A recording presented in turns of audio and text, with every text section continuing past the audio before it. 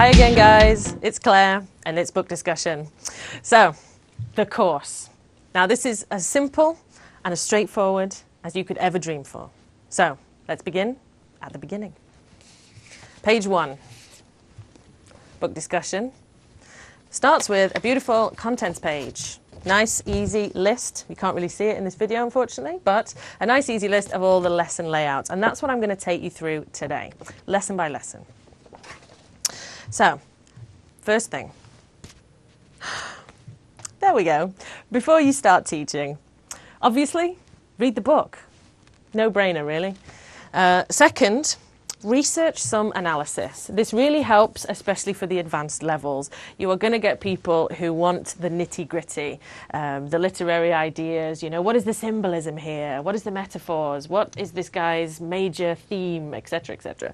So, obviously, Wikipedia. Simple, easy, gives you some nice ideas.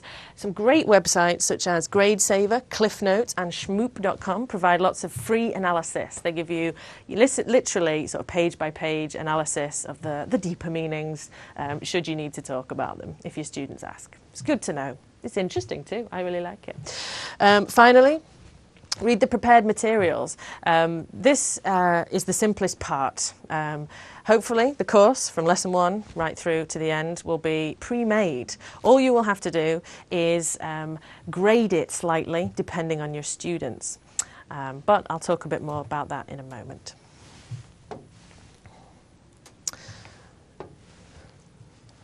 So, introduction lesson. The longer I've been teaching book discussion, the more I've realised that preparation and introductory lessons are absolutely essential. A great couple of introduction lessons will hook your students into the book, and it will help them understand everything as you go through the course.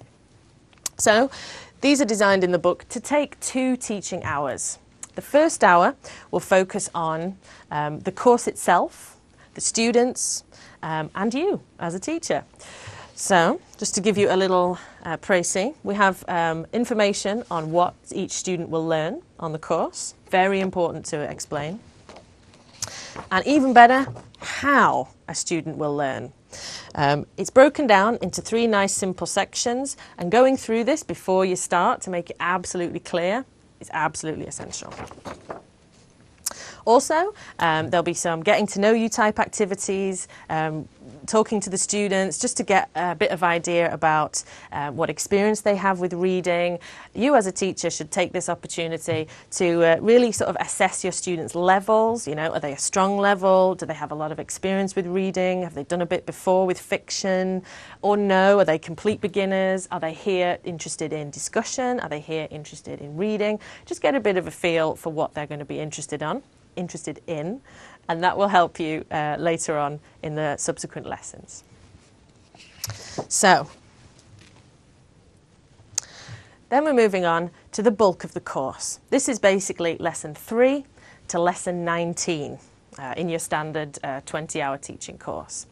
So these include So, this is the whole book divided into short, manageable sections. Equal sections for the whole book, hopefully. This is all going wrong. This is sections... Sorry. Okay, from the beginning of this bit. So, this is the bulk of the course. Reading support materials. This runs lesson 3 to lesson 19.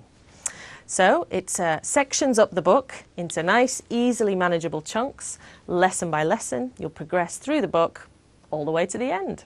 And these materials support the reading. So it's not terribly clear on my diagram, but the students receive, that's better. The students will receive 3 pieces of assistance with their reading, which is to be done at home. The first is absolutely essential, a summary of the section to be read. This is a nice overview, nice and simple, nice and short, simple language, so they can understand the text without any problems. This is particularly important for intermediate level students who find it obviously incredibly difficult to cope with reading an entire native level book. This is also really useful for students who are focused on discussion rather than reading. Those students are not willing to read 30 pages to prepare for a lesson. They want a nice quick summary so then they can get straight on their feet and talking in the lesson. So that's for them. Also, they get a vocabulary list.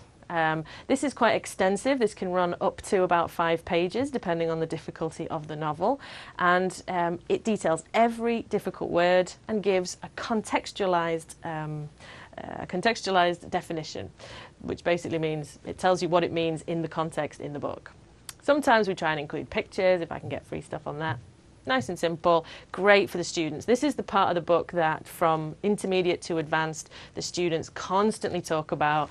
They love this part. It really helps them. Then finally, the discussion questions. The students are encouraged to perhaps pre-read the discussion questions before a lesson to give them some thinking time. What do they want to talk about? What are their ideas about each of these individual questions? And these will form the basis of your lesson. Now, the discussion questions are specifically designed to cope with all levels of reading ability, all levels of speaking ability, and all levels of preparation ability, which can be a problem. Don't be surprised if a lot of students show up and they haven't read anything. But you've still got to keep them interested, you've got to keep them engaged, you've got to keep them learning. So, the discussion questions come in 3 categories. First category is comprehension. This is mainly for the students who have actually read the book. They want to talk about, did they understand it correctly? Did they get this particular plot twist? Did they understand this character, etc.? There are context questions which take a situation or a person from the book or from the piece that they've read and applies it to their own life. If the characters in a story meet a particularly aggressive doctor, then you will ask something like, have you ever met a particularly aggressive person? How did you deal with that situation? So even if they haven't read the book, they've always got something to say, something to practice, and it's appropriate. So, and finally, the third one are my favourite type, which are the thematic questions. They ask about the broader themes of the novel. This might include a short piece of text analysis. Read this sentence. What do you think it means? So again, it caters to students who have read the book and want some close analysis, and it caters to students who haven't read the book, who can take a sentence and try and comprehend what it means, and they can talk about it.